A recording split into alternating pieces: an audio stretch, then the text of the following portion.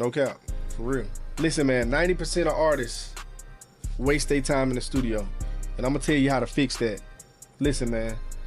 Most artists come to the studio, they don't have their beat pick. You know what I'm saying? They don't even have like a concept, the idea. They want to vibe for the first 45 minutes.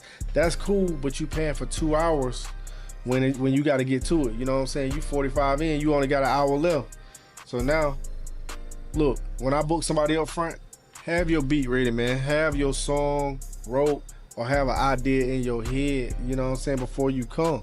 Like, if you don't have an idea, just talk about what's going on right now, because, like, people really want to feel you. So at the end of the day, you got to get them your feeling. Like, you got to get them what you're going through, and you're not going to get more of a response than what you actually going through right now and putting them emotions on the beat, because them vibrations going to push out.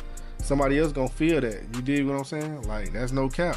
So if you're an artist, make sure you prep your session before you get there so you ain't wasting time. You know what I'm saying? Like, yeah, you got to help guide the energy. You don't want to be wasting no money on studio time. And I'm a studio owner, but you don't want to waste no money on studio time.